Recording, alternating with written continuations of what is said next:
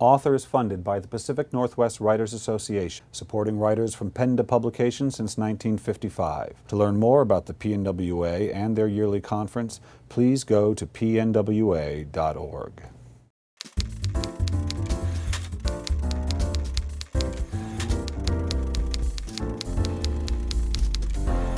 Hi, this is Bill Kenower for Author Magazine, and I'm here in Seattle, Washington with Nicholson Baker, author of Traveling Sprinkler. Nicholson, welcome to Author. Thank you. I'm delighted to be here. Your artistic journey sort of began in music, if I understand correctly. Is that right? Or you studied music in college? Is that? Well, I was a bassoonist in high school. I mean, everybody's got a, some Right. people are clarinetists. Yeah. You played the flute? Yeah. All right. It's a lovely thing in high school, and I went to an experimental high school, which meant that I didn't have to do anything at all. I could do whatever I wanted. So Right. I watched Leave It to Beaver and all the reruns, and then I played the bassoon. That's all I did. And I thought, why not take it a little further? Maybe I could support myself as a writer by being a professional bassoonist. So I spent a year at the Eastman School of Music as a bassoonist and also as a would-be composer. Yeah. You write about composing and music in Traveling Sprinkler, and is there anything about that experience of thinking about musical composition that bled over into writing? Well, of course there is, and I think, let me think back. Well, the Eastman School had a listening room. It was a little room with carols, and there was a turntable in each one, and I put Debussy's Preludes down on the turntable, and you lift the tone arm and let it go down. And I think the thing that most interests me is the moment before the music begins, that where you are all ears. You're waiting for the pianist to begin, and there's a lot of kind of crunches and static because it's an LP. In the case of Debussy, though, I listened to his preludes. These are these pieces of music that he wrote when he was a middle-aged man. He realized that he was ill, and he wanted to do something great in the little time that remained to him. He was taking opium and morphine, and I listened to these preludes, and they were just so loose. I mean, they just went wherever he wanted to go. Right. And they inspired me to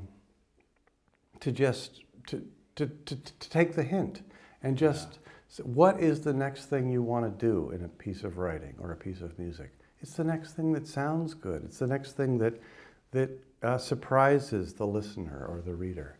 It's not necessarily the thing that follows a traditional form, right, because Debussy was a great iconoclast and breaker of forms. It's a prelude. A prelude means anything. You can go anywhere in a prelude. It's a beginning. It's a beginning. And beginnings when you open a novel, there's a stretch of white page and it says chapter 1. And that's my favorite part of the novel. There's a big stretch and then a little bit in small caps, and you're beginning, you're starting out. And I think that pleasure of starting out in some act of creation has stayed with me. Now, I know that you are not Paul Chowder, but I'm sure there's some overlap besides bassooning with your narrator. And he said something which I was glad to hear, whether you believe it or not, where he talked about the obsession with rewriting. And it was just a little thrown away line. But I agree. I do feel that sometimes there is an obsession with people with rewriting and not trusting that other experience that I think you were hinting to. Well, okay, first of all, you kindly said that you weren't sure about the overlap. I mean, of course, there's a huge amount of overlap between Paul Chowder is a guy who's trying to make sense of life, and there are dissimilarities. I'm a happily married guy, and Paul Chowder is trying to win his girlfriend back, and he has the usual struggle with that. But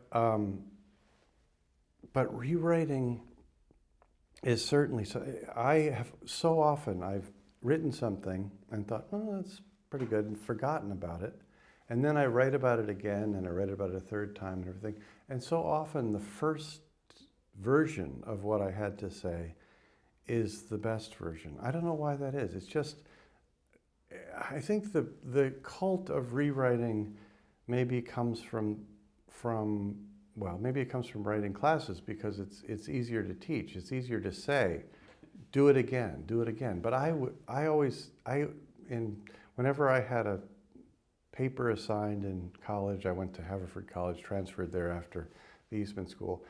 The notion of rewriting something just filled me with just a despairing feeling. I like just getting it out and saying it. And so that takes a certain kind of trust it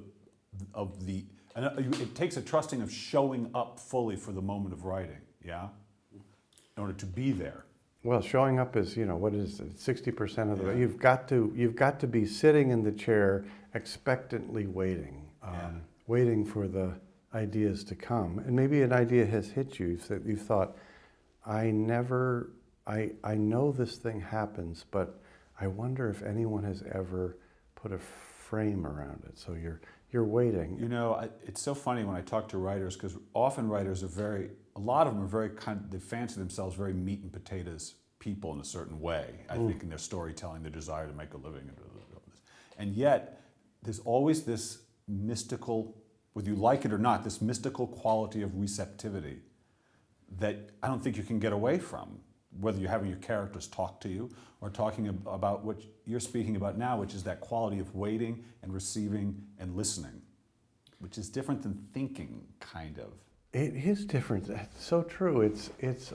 Well, first of all, I think you want to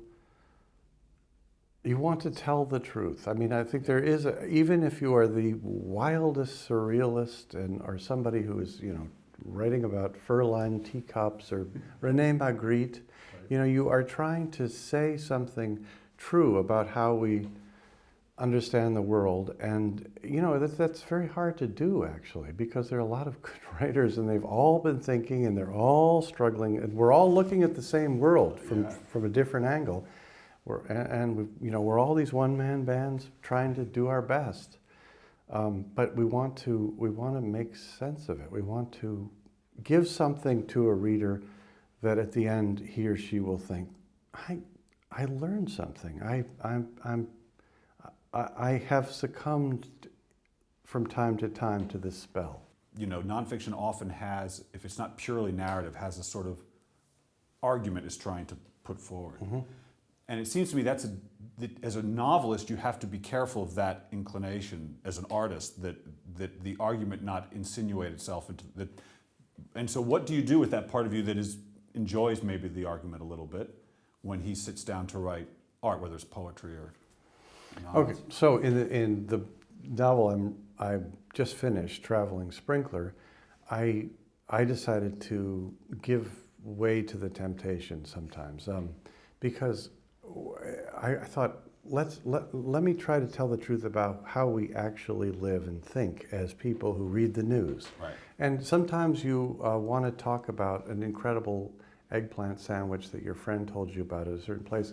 And sometimes you see something on YouTube that breaks your heart, or you read a piece of news about drone warfare in a distant part of the world, and it brings up the kind of nonfiction part of yourself, the person who wants to say things that are unhappy, indignant.